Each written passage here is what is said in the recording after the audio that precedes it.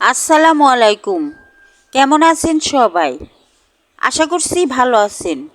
আবারও আজকে রেসিপি নিয়ে চলে আসলাম। আজকে আমার রেসিপিটি হলো ঢেঁড়স ভাজি। আশা করছি রেসিপিটি আপনাদের ভালো লাগবে। কিভাবে ঢেঁড়সের কালার ঠিক রেখে ভাজি করতে হয় সেটা আপনাদেরকে আজকে দেখাবো।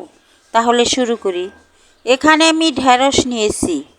এই ঢেঁড়সগুলাই আমি আগে ভালো করে ধুয়ে কেটে নেব। ঢেঁড়সগুলো আমি কেটে নিলাম ছোটো ছোটো টুকরো করে। এখন ভাজি করার জন্য চুলায় চলে গেলাম। চুলায় প্যান বসিয়ে পেঁয়াজ আর কাঁচামরিচ দিয়ে দিলাম, তেল দিয়ে দিলাম। এখন পেঁয়াজটা আমি ভেজে নিব। পেঁয়াজটা একটু নরম হয়ে আসলেই ঢেঁড়সগুলা আমি এই পেঁয়াজের মধ্যে দিয়ে দিব। পেঁয়াজগুলা নরম হয়ে আসছে। এখন ঢেঁড়সগুলা আমি এই পেঁয়াজের মধ্যে দিয়ে দিলাম। এখন এর মধ্যে আমি স্বাদ মতো লবণ দিয়ে দিব। স্বাদ মতো লবণ দিয়ে দিলাম। ধনিয়ার গুঁড়া দিলাম 1 চামচ। এখানে হলুদও ব্যবহার করব না, লাল মরিচের গুঁড়াও ব্যবহার করব না। এই ধনিয়ার গুঁড়া, পেঁয়াজ, কাঁচামরিচ আর লবণ দিয়ে ঢেঁড়সটা ভাজি করে নিব। তাহলে কালারটা ঠিক থাকবে। ঢাকনা দিয়ে ঢেকে দিলাম। কিছুক্ষণ ঢেঁড়সটা ভেজে নিলাম।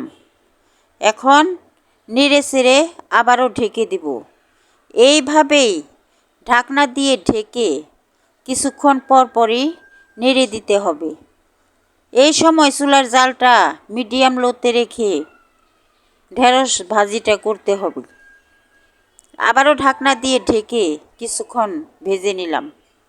আবারও নেড়ে চেড়ে ঢেঁড়সটাকে আমি ঢাকনা দিয়ে ঢেকে দিব। আবারও ঢাকনা দিয়ে ঢেকে দিলাম। ঢেঁড়সটা প্রায় ভাজি হয়ে গেছে। আবারও ঢাকনা তুলে ঢেঁড়সটাকে আমি নেড়ে দিচ্ছি। ঢেঁড়সটা আমার ভাজি হয়ে গেছে। এখন ঢেঁড়সগুলাকে আমি চুলার থেকে নামিয়ে নিব।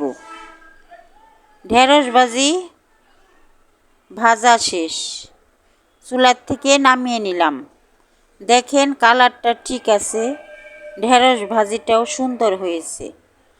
যদি আমার রেসিপিটি ভালো লাগে তাহলে আমাকে একটা লাইক দিয়ে সাবস্ক্রাইব করে আমার পাশে থাকবেন। আল্লাহ হাফেজ।